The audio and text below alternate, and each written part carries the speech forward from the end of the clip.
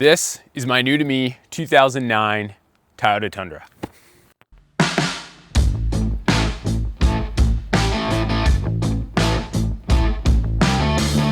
Whether you're doing the daily routine, like picking up the kids or running some errands, or tackling a bigger weekend project, like building a garden shed from the ground up. Got roped into helping Uncle George move across town? No problem. Feel like loading up and heading out on a long road trip with no real destination in mind? Even better. And if you happen to take a wrong turn and get lost in the woods somewhere, well, that's exactly where this Tundra feels most at home anyway. I think you get the point I'm trying to make. It's a one-stop shop of capability.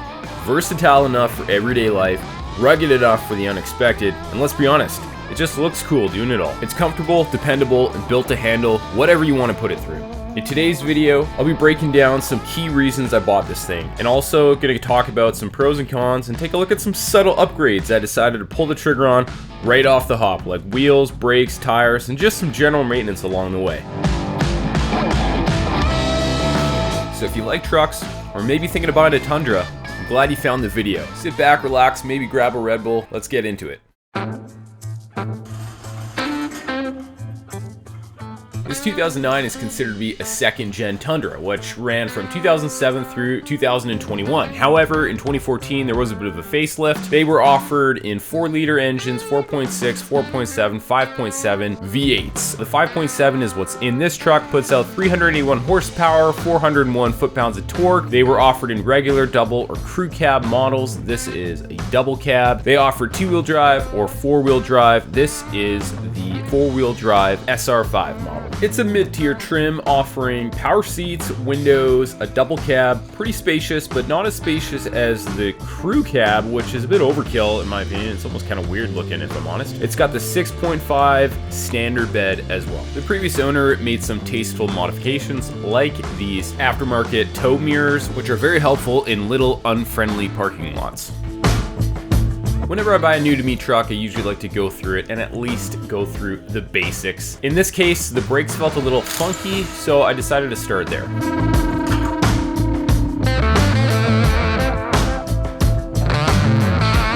These are some big rotors, 14 inches to be exact. These are not the most expensive set, but they're not the cheapest either. I like to go with the mid-range option in regards to price. You could say a shop in the middle aisle in the worth it section. I'm not going to be racing the Dakar Rally with this thing. My wife's mostly going to be going to and from the supermarket, and we're going to be throwing in the odd camping trip in the mix. But if I was going to be putting this truck through more frequently demanding scenarios, I definitely buck up and go with the premium products. It's just all about realistically assessing what you're going to be putting your vehicle through. I've done a handful of brake jobs over the years, but I couldn't put my finger on it, but these just seem to be different. Most assemblies I've looked at are a 2-piece system with a bracket bolted to the knuckle and a floating caliper. But in this case, it's all just one piece.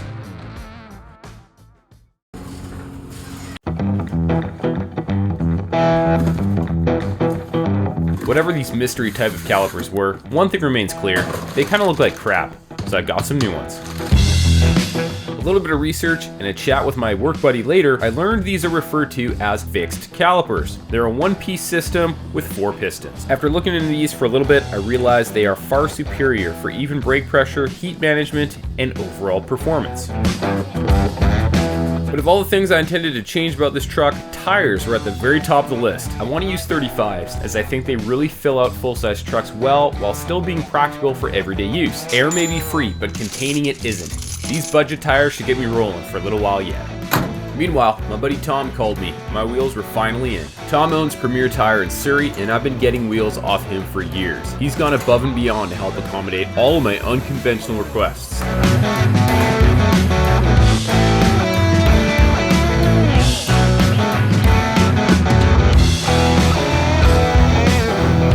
I ordered a set of Method MR305 bronze in a 17. I faced some opposition online on the possibility of fitting a 17 over top these large calipers. And to be clear, it's not uncommon for 17s to not fit. I researched this for a little while before choosing the set and would encourage you to do the same if you're interested in fitting 17s on your Tundra.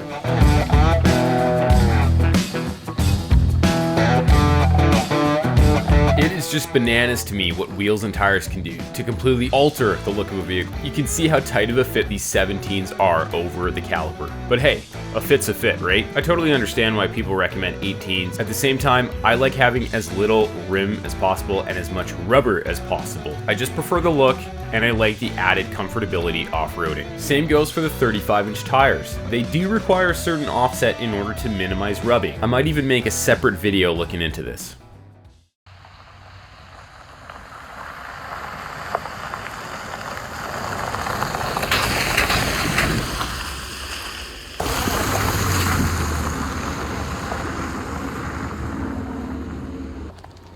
Alright, the whole title of this video was talking about the reasons why I bought the Tundra. So let's get into it. First one, probably the lifestyle.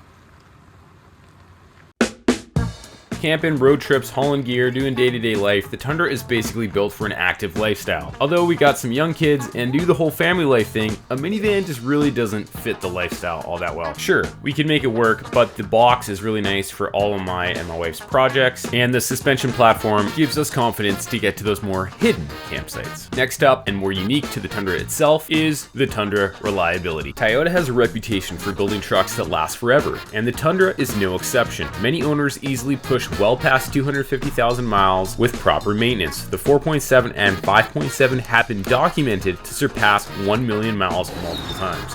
Power and performance.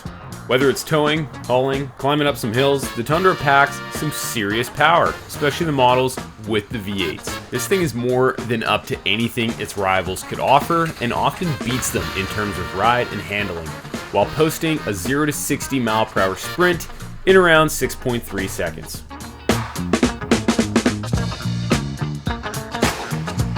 Okay, coming from someone who's used to a small Nissan community where there's not a lot of options, this is probably one of my favorite ones. There's a huge fan base, tons of accessories, endless ways to customize your truck, and tons of super cool, knowledgeable folks in the Tundra community that are willing to help and recommend proven parts. Although I was keen to find a Tundra, I usually base my vehicle search on value. I would have been very open to a Titan, Silverado Sierra, or even an F-150. I know, it's a Ford. But with a $10,000 budget, finding this Tundra within that made me very happy. I've had a lot of trucks. I suppose an honorable mention would be, I've never had a Tundra before, so why not get one?